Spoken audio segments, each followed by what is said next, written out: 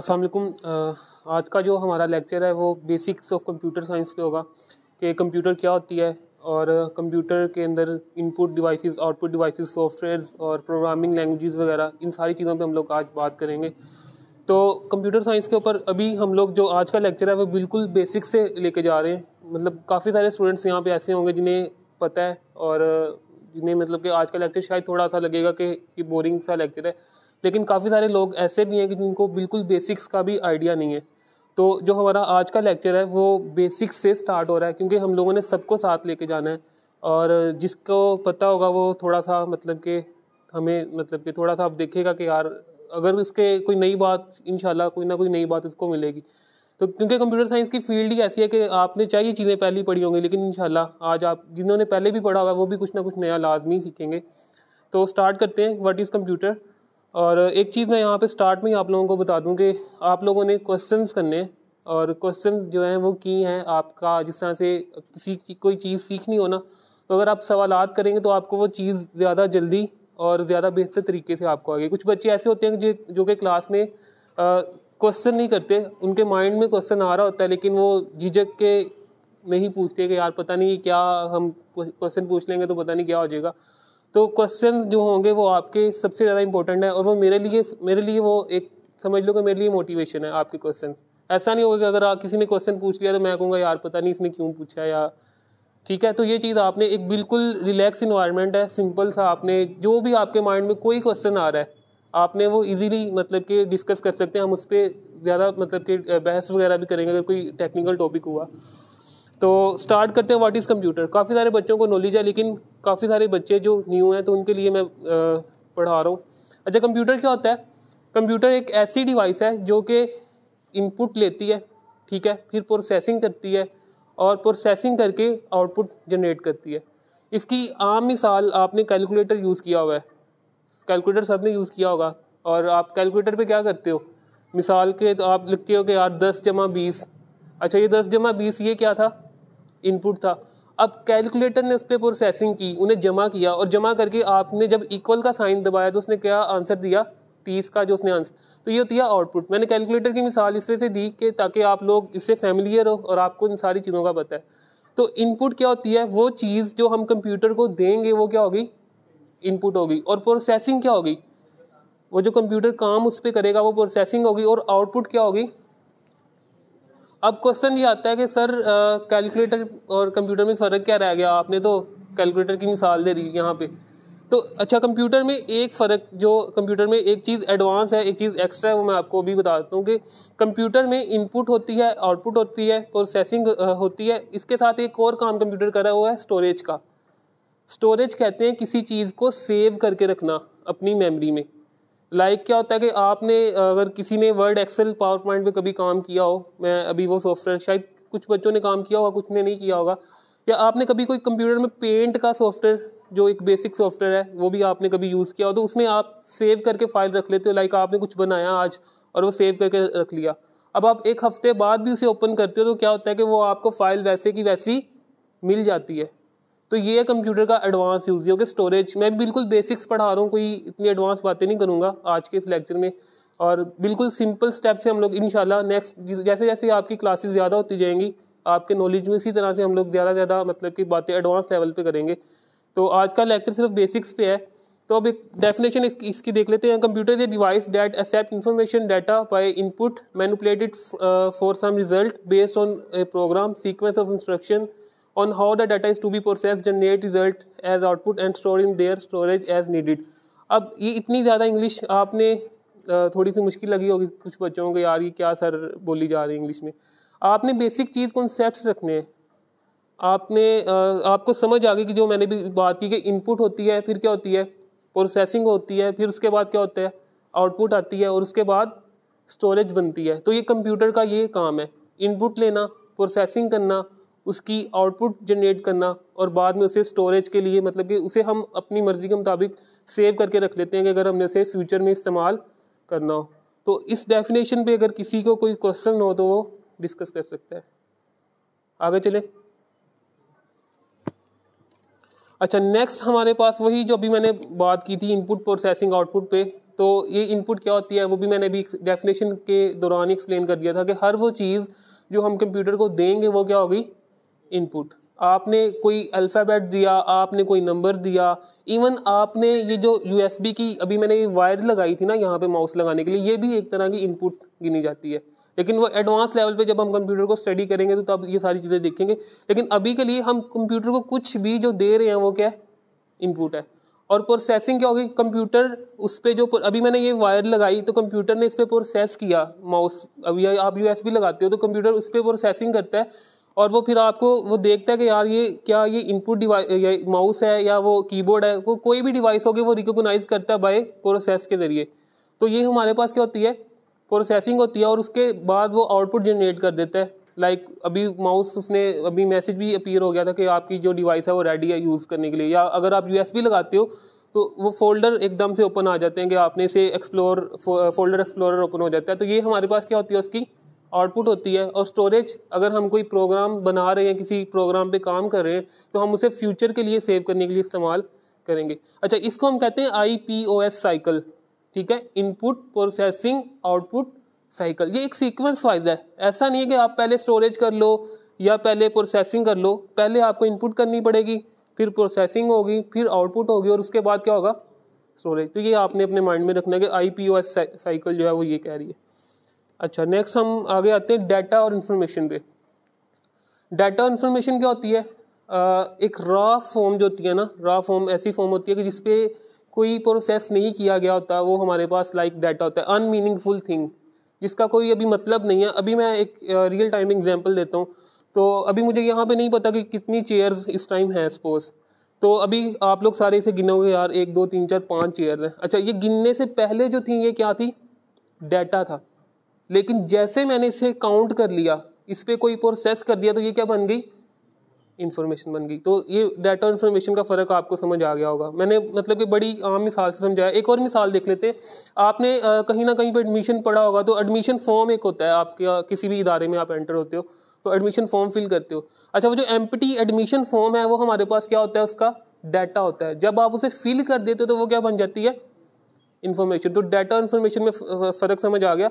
Data क्या होगा, raw material, ऐसी चीज़ जिस पे कोई प्रोसेस नहीं हुआ हुआ, जो बेमतलब है, जिसका कोई मतलब नहीं है, जिससे हम ये नहीं कह सकते कि एग्जैक्ट कितनी चीज़ है, हम नहीं बता सकते। जब हम उस पर कोई प्रोसेस कर देंगे तो वो क्या बन जाएगी, इन्फॉर्मेशन बन जाएगी। तो इसमें किसी को कोई क्वेश्चन हो वो पूछ सकता है, क्योंकि ये टॉपिक ऐसे टॉपिक्स हैं कि अक्सर लोग डाटा और इन्फॉर्मेशन के दरमियान कंफ्यूज हो जाते हैं। मतलब कि उन्हें नहीं समझ आ रहा था कि इन्फॉर्मेशन है ये डाटा है। इन्फॉर्मेशन हमेशा प्रोसेस होगी, मीनिंगफुल होगी, कोई ना कोई मतलब रखती होगी। डाटा ऐसी चीज़ होगी जिसका मतलब नहीं होगा, जिसे आप एग्जैक्ट फिगर्स में नहीं बता सकते कि यार ये कितनी चीज़ पड़ी हुई है। तो इसमें कोई क्वेश्चन तो नहीं है अब। अच्छा, नेक्स्ट हम लोग आगे चलते हैं। तो एक स्टूडेंट एडमिशन फॉर्म वाली एग्जांपल थी जो मैंने आपको अभी बता दी, और यहाँ पे एक डायग्राम है जो कि डाटा और प्रोसेसिंग और उसके बाद क्या बन रही है, इन्फॉर्मेशन। के आपने डाटा दिया, प्रोसेसिंग हुई, प्रोसेस करने के बाद जो हमें आउटपुट मिली वो क्या हुई, इन्फॉर्मेशन होगी। अच्छा, अब नेक्स्ट हमारे पास एक और primary components of computer. Computer के प्राइमरी कहते हैं जो मेन कंपोनेंट होते हैं ना, कंप्यूटर के मेन चीज़ें किसी भी सिस्टम की। तो हमारे कंप्यूटर के मेन कंपोनेंट्स कौन से हैं? हमारे कंप्यूटर के मेन कंपोनेंट्स 2 तरह के होते हैं, एक होती है हार्डवेयर, एक होती है सॉफ्टवेयर। हार्डवेयर क्या होती है, hardware physical part of the computer, जो आपने बचपन से कुछ बच्चों ने पढ़ा होगा कि हर वो चीज़ से हम छू सकते हैं, टच कर सकते हैं, देख सकते हैं, वो हमारे पास क्या होती है, हार्डवेयर होती है। लाइक माउस है, कीबोर्ड है, ये स्क्रीन है, लैपटॉप है, इसे मैं देख रहा हूँ, छू रहा हूँ, तो ये हमारे पास क्या है, हार्डवेयर। सॉफ्टवेयर क्या होता है, एक आसान सी डेफिनेशन सॉफ्टवेयर की पहले बताऊंगा, फिर उसके बाद एडवांस लेवल पे देखेंगे। सॉफ्टवेयर हमारे पास वो चीज़ होती है जिसे हम छू नहीं सकते, देख सकते हैं। अभी ये जो स्लाइड जो हम इस लैपटॉप में चला रहे हैं, मैं इसे देख रहा हूँ लेकिन इसे छू नहीं सकता। स्क्रीन अगर मैं छूंगा तो ये क्या होगी, स्क्रीन है, ये मैं स्लाइड को तो नहीं पकड़ सकता ना। तो ये हमारे पास क्या है, सॉफ्टवेयर। ये एक बेसिक फर्क बताया। अब इसका एडवांस लेवल देखते हैं। सॉफ्टवेयर कहते हैं असल में द सेट ऑफ इंस्ट्रक्शंस को, जो कंप्यूटर को मैनिपुलेट करने के लिए, कंप्यूटर को ऑपरेट करने के लिए हम लोग देते हैं, वो क्या होती है, सॉफ्टवेयर। Set of instructions. अब सेट ऑफ इंस्ट्रक्शन क्या होती है, हिदायत का मजमुआ। अब इंस्ट्रक्शन क्या होती है, लाइक मैं अभी किसी बच्चे को यार एक गिलास पानी का दे दो, अब वो बच्चा उठेगा, मुझे पानी दे देगा। अब ये क्या है, ये एक इंस्ट्रक्शन है ना, मैंने एक ऑर्डर दिया और उसने आउटपुट पे मुझे वो परफॉर्म करके दे दिया। तो सेट ऑफ इंस्ट्रक्शन जो हम कंप्यूटर, लाइक मैंने कहा कि यार ये गूगल ब्राउज़र ओपन कर दो या पेंट का सॉफ्टवेयर ओपन कर दो या VLC मीडिया प्लेयर ओपन कर दो, तो अब मैं जितने भी सॉफ्टवेयर कंप्यूटर से ओपन करवा रहा हूँ ये हमारे पास क्या है, सेट ऑफ इंस्ट्रक्शन है। अब इनके एंड पे क्या होता है कि अब आपको तो लगता है आपने क्लिक किया है ना, अब ये होते हैं इंटरफेसेस होते हैं हमारे पास, दो तरह के इंटरफेसेस होते हैं, एक होता है CMD कमांड लाइन इंटरफेस और एक होता है ग्राफिकल यूजर इंटरफेस। तो CMD आज से पहले जब विंडोज़ नहीं थी, विंडोज़ आई है 2000 में, 1998 में विंडोज़ आई है, इससे पहले हमारे पास CMD होते थे। यानी कि आपने देखा होगा कि ब्लैक स्क्रीन है, जो पुराने कंप्यूटर जो थे जिन पे बस वो लोग कमांड टाइप कर रहे होते थे और वो काम, और आपको ब्लैक स्क्रीन नज़र आ रही होती थी, ऊपर वाइट कलर का टेक्स्ट नज़र आ रहा होता था, वो होता CMD। और आज भी कंप्यूटर में CMD का सॉफ्टवेयर मौजूद है। ठीक है, आप CMD लिखते हो, लाइक मैं अभी यहाँ पे लिख के दिखाता हूँ CMD। तो ये है वो सॉफ्टवेयर CMD जिस पे हम लोग कमांड्स टाइप करते थे और कंप्यूटर क्या करता था, इसके रिस्पॉन्ड पे हमें इंस्ट्रक्शन लेके और इसके रिस्पॉन्ड पे हमें आउटपुट दे रहा होता था। तो सॉफ्टवेयर क्या होते हैं, सेट ऑफ इंस्ट्रक्शन होते हैं। आज जो हम लोग यूज़ कर रहे हैं ये ग्राफिकल यूज़र इंटरफेस GUI है। तो हार्डवेयर और सॉफ्टवेयर पे बात कर रहे थे, बात थोड़ी आगे चली गई थी CMD और GUI पे, लेकिन वो बताना ज़रूरी था इस टॉपिक में। तो हार्डवेयर और सॉफ्टवेयर क्या होते हैं, हार्डवेयर वो चीज़ जो कंप्यूटर जिसे हम छू सकते हैं, टच कर सकते हैं, और सॉफ्टवेयर वो चीज़ होती है जो कंप्यूटर को इंस्ट्रक्शन देने के लिए हम लोग यूज़ करते हैं। अब हार्डवेयर सॉफ्टवेयर का रिलेशनशिप बड़ा एक अजीब सा, मतलब कि ये समझ लें कि ये बहुत इंपॉर्टेंट चीज़ है। हार्डवेयर सॉफ्टवेयर के बगैर बेकार है और सॉफ्टवेयर हार्डवेयर के बगैर बेकार है। लाइक आपके पास मोबाइल है और उसमें ऑपरेटिंग सिस्टम, इसमें एंड्रॉयड का वो सॉफ्टवेयर ही नहीं है, तो वो आप उस मोबाइल को चला सकते हो? नहीं ना चला सकते। क्यों? क्योंकि सॉफ्टवेयर ही नहीं है। लाइक अभी यहाँ पे कंप्यूटर पड़े हुए हैं, तो अभी इनमें विंडोज़ नहीं हम लोगों ने की, अभी इस फॉर्म में हम इन्हें चला नहीं सकते। तो सॉफ्टवेयर हार्डवेयर के बगैर नहीं यूज़ हो सकता और हार्डवेयर सॉफ्टवेयर के बगैर नहीं यूज़ हो सकती। तो ये इनका रिलेशन है, सॉफ्टवेयर हार्डवेयर रिलेशन। ये आगे लिखा होगा, इस स्लाइड में भी लिखा होगा। ठीक है, सॉफ्टवेयर और हार्डवेयर का आपस में रिलेशन है। अच्छा, अब हम लोग आगे चलते हैं, कंप्यूटर हार्डवेयर और इनपुट डिवाइसेस पे बात कर लेते हैं। हमारे पास इनपुट डिवाइसेस कितनी तरह की होती हैं? 5 मेजर कैटेगरीज हैं इनपुट डिवाइसेस की। एक तो आप लोग देख रहे हो यहाँ पे कीबोर्ड है, जॉयस्टिक वो जो गेम्स के लिए यूज़ होती थी, ये वो है। माउस अभी हम लोग आजकल के दौर में यूज़ कर रहे हैं। स्कैनर है, आप लोगों ने देखा होगा फोटोकॉपी वाली दुकान पे आपने अगर डुप्लीकेट ID कार्ड बनवाया हो तो वो स्कैनर के जरिए स्कैन कर लेते हैं आपके डॉक्यूमेंट को और वो फिर कंप्यूटर में चला जाता है। माइक्रोफोन है, जो माइक हम लोग यूज़ कर रहे हैं। टच स्क्रीन लैपटॉप आजकल अवेलेबल हैं, ठीक है। और डिजिटल पेन है, ये डिज़ाइनिंग के लिए यूज़ होते हैं। कंप्यूटर आर्किटेक्चर जो होते हैं, जो नक्शे बनाते हैं, वो लोग इसे यूज़ कर रहे होते हैं। और फिंगरप्रिंट, ये सारी चीज़ें। अच्छा, ये हमारे पास इनपुट डिवाइसेस हैं। इनपुट डिवाइसेस क्या होती हैं? ऐसी डिवाइसेस जो इनपुट देने के लिए क्या होंगी, इस्तेमाल होंगी। माउस से आप क्या देते हो? इनपुट देते हो ना। कभी माउस से कभी कोई आपको मैसेज अपीयर हुआ हो? नहीं ना हुआ। क्यों नहीं हुआ? क्योंकि माउस क्या है, इनपुट डिवाइस है। कीबोर्ड से आप क्या देते हो? वो बटन टाइप करके क्या देते हो, ABC एंटर कर रहे होते हो ना। कभी कीबोर्ड से आपको कभी मैसेज निकल रहे हो? नहीं ना हुआ। क्यों नहीं होता? क्योंकि ये कौन सी डिवाइस है, इनपुट डिवाइस है। इसी तरह यहाँ पे माइक है, माइक से मैं क्या दे रहा हूँ, इनपुट दे रहा हूँ, तो ये इनपुट डिवाइस है। स्कैनर है, इनपुट डिवाइस है। तो आई थिंक इनपुट डिवाइस का आपको आइडिया हो गया। आगे देखते हैं, हमारे पास आ गया प्रोसेसिंग डिवाइस। प्रोसेसिंग डिवाइस क्या होती है? ऐसी डिवाइस जो प्रोसेस करने के लिए इस्तेमाल हो रही है। जिस तरह हम लोगों ने कहा कि यार 2 + 2 किया तो क्या आया, 4 आया। अब ये 4 जिस डिवाइस से प्रोसेस किया वो कौन सी होगी, प्रोसेसिंग डिवाइस। तो प्रोसेसिंग डिवाइस में हमारे पास प्रोसेसर आ जाता है, मदरबोर्ड आ जाता है, और रैम आ जाती है, VGA कार्ड आ जाता है, और पावर सप्लाई और केसिंग। ये सारी चीज़ें, मतलब कि अब ये केसिंग वगैरह तो नहीं आना चाहिए, लेकिन अभी हम लोग मेन कंपोनेंट पे बात करते हैं, प्रोसेसर। सबसे इम्पोर्टेंट कंपोनेंट जो आपके कंप्यूटर सिस्टम में है वो कौन है, प्रोसेसर है। क्योंकि प्रोसेसर होता है तो आपका ये बिल्कुल प्रोसेसर इज लाइक ब्रेन। आपके अगर बॉडी में ब्रेन है तो आप सारी चीज़ें कंट्रोल कर रहे हो। तो अगर आपके सिस्टम में प्रोसेसर लगा हुआ है तो आप सारी वो चीज़ें कंट्रोल कर रहे होते हो कंप्यूटर सिस्टम की। तो प्रोसेसर हमारे लिए प्रोसेसिंग डिवाइस का काम करेगा। उसके अलावा हमारे पास मदरबोर्ड होता है। मदरबोर्ड जहाँ पे ये प्रोसेसर हम लोग लगाते हैं, जिस तरह एक सर्किट बोर्ड होता है जहाँ पे लाइक अभी यहाँ पे ये स्विच वगैरह लगे हुए हैं, तो ये सर्किट बोर्ड है इनका। जिस तरह मदरबोर्ड में क्या होगा, आपके जितने भी कंप्यूटर के कंपोनेंट्स होंगे उस पर लगाए जाएंगे। रैम क्या होती है, रैंडम एक्सेस मेमोरी। अब रैम पे थोड़ी सी बात कर लेते हैं। रैम हमारे कंप्यूटर की स्पीड में बड़ा इजाफा करने के लिए बड़ा एक रोल प्ले करती है। अब रैम होती क्या है? अक्सर आपने देखा होगा कि कंप्यूटर किसी का स्लो है तो हम लोग ये कहते हैं यार अपनी रैम बढ़ा लो तो सही हो जाएगा। अब रैम क्या करेगी? हमारे कंप्यूटर में मेमोरी दो तरह की है, एक होती है सेकेंडरी मेमोरी, एक होती है प्राइमरी मेमोरी। सेकेंडरी मेमोरी कौन सी मेमोरी होती है? ऐसी मेमोरी कि जो आप लॉन्ग टर्म यूज़ करते हो, यानी कि जिसके अंदर आपका डाटा परमानेंट तौर पे स्टोर रहेगा। अगर आपकी करंट आ रहा है या नहीं आ रहा, वो जिस तरह मेमोरी कार्ड है, मेमोरी कार्ड में एक दफ़ा आपने कुछ चीज़ इंसर्ट कर दी, लाइक आपने कुछ भी कोई आपने अपनी पिक्चर्स इंसर्ट कर ली, अब आप वो 1 साल बाद भी मेमोरी कार्ड निकालोगे तो वो आपको एज इट इज़ मिल जाएंगी। तो ये मेमोरी इसलिए होती है, परमानेंट स्टोरेज के लिए होती है। और एक मेमोरी है रैम।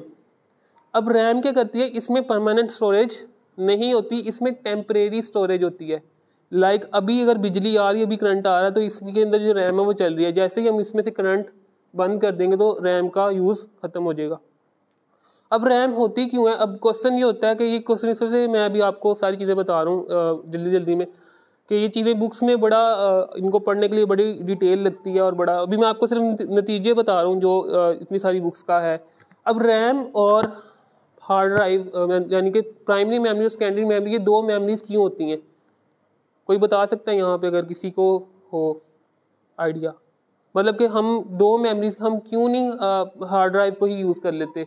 हम 8 GB की रैम लगवा रहे हैं, हमारे पास 256 GB की हार्ड ड्राइव भी है, तो हम क्यों रैम का क्यों यूज़ कर रहे हैं? ये दो मेमोरीज क्यों हैं? आप कंप्यूटर सिस्टम लेने जाते हो, आपको आप मोबाइल भी आजकल यूज़ करते हो तो उसमें भी रैम होती है, तो आपको इन चीज़ों का नॉलेज होना चाहिए। ये बेसिक नॉलेज है, तो मैं इसको आपको एक्सप्लेन कर देता हूँ कि रैम क्यों होती है। रैम जो है वो हमारे प्रोसेसर के साथ डायरेक्ट एक्सेस करती है। इसे DMA कहते हैं, डायरेक्ट एक्सेस मेमोरी भी कहते हैं, ठीक है। तो ये होती है डायरेक्ट प्रोसेसर के साथ। जो हार्ड ड्राइव है वो मतलब कि वो कनेक्टेड होती है, लेकिन वो उससे बातचीत नहीं कर सकती। वो उसके साथ अपनी कंजर्वेशन, यानी कि हम लोग प्रोसेसर ने कोई काम कहा तो वो रैम के पास पहले आएगा, वो हार्ड ड्राइव के साथ। हार्ड ड्राइव क्योंकि स्लो होती है और ये उसकी स्पीड के कंपैटिबल नहीं होगी। यानी कि मैं इस तरह से मिसाल दूँ कि अगर आप एक बाइक के साथ कोई साइकिल को लगाओ तो वो वर्क नहीं करेगी। इसके लिए हमें उसी कंपैटिबिलिटी की कोई चीज़ चाहिए जो कि इसे यूज़ कर सके। तो प्रोसेसर के साथ कौन सी मेमोरी यूज़ होगी? रैम। रैम क्यों यूज़ होगी? क्योंकि रैम कंपैटिबल है, रैम की स्पीड ज़्यादा होती है। इसी वजह से रैम सब महंगी भी होती है। कि आप देखते हो ना मोबाइल आप लेने जाते हो, यार ये 216 का मोबाइल है या 464 GB का मोबाइल है, जो आजकल मोबाइल आप लेने जा रहे हो टच स्क्रीन के। अब ये 216 क्या है यार? 2 GB रैम है और 16 GB इसकी स्टोरेज है, या 4 GB रैम और 64 GB क्या है? स्टोरेज है। तो अब ये 4 GB इतनी तेज़ होती है कि हमारे प्रोसेसर के साथ क्या कर रही होगी? वर्क कर रही होगी। तो ये हमारे पास एक तरह की प्रोसेसिंग डिवाइस में हम इसे काउंट कर लेते हैं कि ये हमारे पास क्या होगी? प्रोसेसिंग डिवाइस है जो कि हमारे प्रोसेसर के साथ काम कर रही है। इस पे किसी बच्चे को कोई क्वेश्चन हो तो पूछ सकता है। चलें नेक्स्ट पे। अच्छा, देन हमारे पास आउटपुट डिवाइसेस आ जाती हैं। आउटपुट डिवाइसेस वो डिवाइसेस जो हमें आउटपुट दे रही होंगी, वो क्या होंगी? और जिस तरह सबसे आम एग्जांपल जो है वो मॉनिटर की है, कि आपका जो मॉनिटर होता है वो क्या आपको दे रहा होता है? आउटपुट। आपको जो भी मैसेज पता चलना है वो कहाँ से पता चलना है? मॉनिटर से। अगर आपकी कोई डिवाइस चल रही है, नहीं चल रही, जो भी आपने कुछ भी आप काम कर रहे हो, आपको उसका रिजल्ट कहाँ पे आएगा? मॉनिटर पे। तो ये मोस्ट कॉमन आउटपुट डिवाइस है। ये क्वेश्चन पूछा जा सकता है कि the most common output device क्या है? मॉनिटर है, क्योंकि इसके बगैर आप कंप्यूटर यूज़ नहीं कर सकते। उसके अलावा प्रिंटर है। प्रिंटर से भी हमें आउटपुट ही बाहर आ रही होती है, कभी प्रिंटर से इनपुट नहीं गई। प्रिंटर से क्या होता है? और आप कंप्यूटर से कमांड देते हो कि कंट्रोल P से प्रिंट कर दो, और प्रिंटर उसे उस पेज को, उस डाटा को प्रिंट करके ला रहा होता है। उसके अलावा प्लॉटर है। प्लॉटर आप लोगों की जो फ्लैक्सीज होती हैं उनके प्रिंटिंग में इस्तेमाल होता है। जिस तरह पेज की प्रिंटिंग के लिए हम लोग यूज़ करते हैं ना प्रिंटर, इस तरह फ्लैक्सीज की ये जो फ्लैक्स प्रिंट हुई है, अब इसकी प्रिंटिंग के लिए हम लोगों ने क्या यूज़ किया था? प्लॉटर। तो प्लॉटर होता है फ्लैक्स वगैरह की, कपड़े की जो प्रिंटिंग हो रही होती है वो प्लॉटर पे हो रही होती है। स्पीकर एक आम मिसाल आप लोगों ने यूज़ किए हुए। तो स्पीकर से आप मोबाइल पे कोई चीज़ प्ले करते हो तो स्पीकर उसकी आउटपुट दे रहा होता है। हेडफोन है हमारे पास। हेडफोन में भी क्या हो रहा होता है? आउटपुट आ रही होती है। और इसी तरह प्रोजेक्टर आपके सामने, कि हम कंप्यूटर के साथ कनेक्ट करके और प्रोजेक्टर के ज़रिए आउटपुट बड़ी स्क्रीन पे ले रहे हैं। तो इस पे कोई क्वेश्चन किसी को? नेक्स्ट हमारे पास स्टोरेज डिवाइसेस आ जाती हैं, जिन पे मैंने अभी बात भी की कि वो डिवाइसेस जो डाटा को स्टोर करने के लिए इस्तेमाल होते हैं, जिसमें हार्ड ड्राइव है, यूएसबी है, डीवीडी ड्राइव है, डीवीडी है, और इसके लिए जितनी भी डिवाइसेस हैं ये अब यूज़ नहीं होती। पर आपको उनका आइडिया होना चाहिए। फ्लॉपी ड्राइव होती थी जो कि मैंने पढ़ी है लेकिन कभी देखी नहीं है, और जिप ड्राइव थी, जिप डिस्क थी, टेप ड्राइव थी, और ये टेप केसेट वाला तो आपने भी कभी कुछ होंगे जिन्होंने देखा होगा, केसेट लगाते थे तो यूज़ कर स्टोरेज, मतलब कि उसमें आप नोहे वगैरह जब हम सुनते थे तो वो केसेट आती होती थी। तो आजकल तो इंटरनेट का दौर है तो हम लोग इंटरनेट से ही डाउनलोड कर लेते हैं सारी चीज़ें। तो बहरहाल ये ऊपर वाली 4 डिवाइसेस हैं जिनमें जो हम लोग अभी करंटली यूज़ कर रहे हैं, और जिनमें हार्ड ड्राइव और यूएसबी आने वाली फ्यूचर की डिवाइसेस हैं, और आने वाले दौर में यूएसबी भी खत्म हो जाएगी। आपका सारा डाटा क्लाउड पे पड़ा होगा, इंटरनेट इतना आम हो जाएगा कि हमें यूएसबी वगैरह रखने की ज़रूरत नहीं होगी। सारी डिवाइसेस खत्म हो जाएंगी आने वाले दौर में। लेकिन अभी जो हम लोग ये 4 डिवाइसेस को आप लोग देख सकते हो अपनी रियल लाइफ में, डीवीडी ड्राइव ये जो कंप्यूटर में लगी होती है, हार्ड ड्राइव और यूएसबी। नेक्स्ट हमारे पास है कम्युनिकेशन डिवाइस। कम्युनिकेशन डिवाइसेस कौन सी डिवाइसेस होती हैं? ऐसी डिवाइसेस जिनके ज़रिए हम लोग कम्युनिकेट करते हैं। कम्युनिकेट का मतलब क्या होता है? एक दूसरे से बातचीत करना, राब्ता करना। तो हम लोग वो डिवाइसेस जिनके ज़रिए कम्युनिकेशन कर सकते हैं। सबसे पहले डिवाइस है मोडम। अब हम इंटरनेट यूज़ कर रहे हैं तो ये भी एक तरह की कम्युनिकेशन है। हम इंटरनेट से क्या कर रहे हैं? डाउनलोड करेंगे, अपलोड करेंगे, तो ये क्या होगी? इंटरनेट से एक कम्युनिकेशन क्रिएट होगी। तो उसके लिए हमें मोडम को यूज़ करना पड़ेगा। NIC, काफ़ी सारे बच्चे इसको नहीं जानते, नेटवर्क इंटरफेस कार्ड। जब पहले कंप्यूटर आते थे तो तब इंटरनेट चलाने के लिए हमें सिस्टम में एक कार्ड लगाना पड़ता था, तो वो होता था NIC। तो NIC नेटवर्क इंटरफेस कार्ड होता है, आजकल बिल्ट इन कंप्यूटर में आ रहा है। उसके अलावा DSL, ISDN। DSL हमारे पास डिजिटल सब्सक्राइबर लाइन, जो अभी हम लोग इंटरनेट यूज़ कर रहे हैं वायर के साथ, ये DSL का इंटरनेट है। और ISDN क्या होता है? जो हम लोग टेलीफोन यूज़ करते हैं PTCL के मॉडेम के साथ, तो वो ISDN के ज़रिए होता है। और उसके अलावा वायरलेस USB है। आपने देखा होगा अक्सर आप जो USB के ज़रिए वाईफाई को कैच कर रहे होते हो अपने सिस्टम में, तो ये उसके अंदर आ जाता है। वायरलेस मॉडेम है, मतलब कि वायर के बगैर मॉडेम भी आजकल, जिस तरह 4G डिवाइस आपने देखी होगी कि आप सिर्फ ऑन करते हो और आप कनेक्ट करते हो, तो कोई वायर लगाने की ज़रूरत नहीं है, तो उसमें आ जाएगी। मोबाइल्स हैं, वाईफाई है और ब्लूटूथ है, तो ये हमारे पास कम्युनिकेशन डिवाइसेस में काउंट होंगी। अब कंप्यूटर सॉफ्टवेयर पे बात कर लेते हैं। कंप्यूटर सॉफ्टवेयर क्या होता है? मैंने सॉफ्टवेयर के बारे में एक जनरल डेफिनेशन आपको बताई थी कि सॉफ्टवेयर हमारे पास सेट ऑफ इंस्ट्रक्शंस होते हैं जो हम कंप्यूटर को यूज़ करने के लिए इस्तेमाल करते हैं। अब कंप्यूटर सॉफ्टवेयर क्या होते हैं? हमारे पास सॉफ्टवेयर 2 तरह के होते हैं, सिस्टम सॉफ्टवेयर और एप्लीकेशन सॉफ्टवेयर। सिस्टम सॉफ्टवेयर ऐसे सॉफ्टवेयर होते हैं जो हमारे सिस्टम को इस्तेमाल करने के लिए यूज़ होंगे। अब इसकी आम मिसाल मैं आपको बता दूं, ऑपरेटिंग सिस्टम विंडोज़ है। विंडोज़ के बगैर हम कंप्यूटर यूज़ नहीं कर सकते। तो ये कौन सा सॉफ्टवेयर है? सिस्टम का सॉफ्टवेयर, यानी कि ऐसे सॉफ्टवेयर जिन्हें हमें मतलब कि हमें उतनी ज़रूरत नहीं है, लेकिन सिस्टम को उसकी ज़रूरत है। सिस्टम को चलने के लिए जो दरकार है वो क्या होगा? सिस्टम सॉफ्टवेयर होगा। और इसकी मिसाल अभी मैंने आपको विंडोज़ की सूरत में दे दी। मोबाइल में जो ऑपरेटिंग सिस्टम होता है आपका एंड्रॉयड का, वो सिस्टम सॉफ्टवेयर है जो आपके सिस्टम को कंट्रोल कर रहा होगा। तो the program that allow computer to operate and manage hardware और commonly known as computer system software, मतलब कि जो आपके हार्डवेयर को यूज़ करने के लिए इस्तेमाल होगा वो हमारे पास क्या होगा?